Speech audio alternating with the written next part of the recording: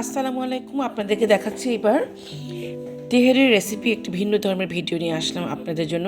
প্রথমেই পেঁয়াজ রসুনটি খুব ভালো করে বাদামি কালার করে নিতে হবে। তারপরে এলাচ, দারচিনি, জিরা এবং জয়ফল জয়ত্রী না ভেজে বেটে ফেলতে হবে। অনেক গ্রিন চিলি লাগবে। মশলাগুলো যখন ভুনা হয়ে যাবে সব মশলাগুলো, তারপরে আমরা এভাবে গরু মাংস যেটা দিয়ে দিলাম ভুনার জন্য, কারণ ওই তেল দিয়ে আমরা পোলাওটাকে ভুনে নিব।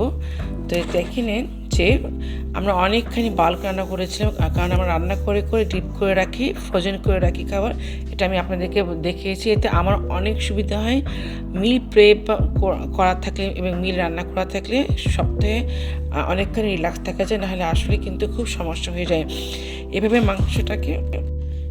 গরু মাংসটিতে ভালো করে ভুনে নিতে হবে এবং কাঁচামরিচও আপনি দিতে পারেন, কিছুটা চিড়ে কিছুটা আস্ত, যাতে ফ্লেভারটা থাকে। কারণ মেইন জিনিসটি তেহারির হচ্ছে একটা খুব সুন্দর একটা অ্যারোমেটিক ফ্লেভার থাকে। এই জন্যই কিন্তু তেহারি আমাদের বিশেষ করে বাংলাদেশে খুবই পরিচিত।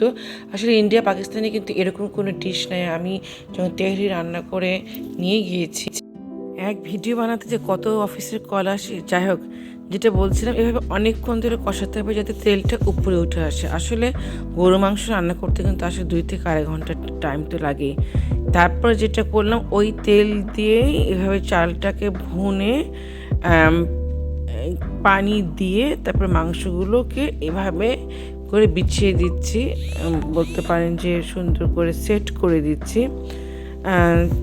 একদম পোলাওয়ের মতোই চালটাকে ভুনতে হবে। আমি পুরো প্রসেসটা আমরা সরিষার তেল দিয়ে রান্না করি, বিকজ অফ দ্য স্মেল। কারণ সরিষার তেল একটা স্ট্রং একটা স্মেল আছে, সুন্দর একটা ফ্লেভার দেয়, পাঞ্জেন্ট আমার কাছে যেটা মনে হয় স্মেল দিয়ে। এভাবে করে নেড়ে চেড়ে দেখেন কি সুন্দর ধোঁয়াও বাড়াচ্ছে, আর স্মেলটা তো সেরকমই। কারণ জয়ফল জয়ত্রী দিলেই কিন্তু আসলে একটা প্লেজেন্ট একটা স্মেল চলে আসে।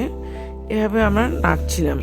আমাদের বাঙালিদের কিন্তু আমরা খাওয়ার মাধ্যমে অন্যকে খাইয়ে কিন্তু অনেক আনন্দ বোধ করি। এটাই আমাদের কালচার, এটাই আমাদের রুট। আসলে পৃথিবী যেখানেই থাকি না কেন, নিজের খেতেও যেরকম ভালো লাগে অন্যকে খাওয়াতেও ভালো লাগে।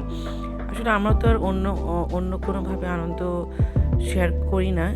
Food is our main form of celebration, to share our companionship, to enjoy our life. তো আমাদের জন্য আসলে সুন্দর খাবার এবং সুন্দর করে পরিবেশন করাটা খুবই একটি ইম্পর্টেন্ট জিনিস। আপনারা কি কোথা থেকে ভিডিও দেখেন আমাকে কিন্তু বলবেন, কেমন লাগে আমার ভিডিও, এবং প্লিজ আমার ভিডিওটা শেয়ার করবেন, লাইক কমেন্ট দিতে প্লিজ ভুলবেন না।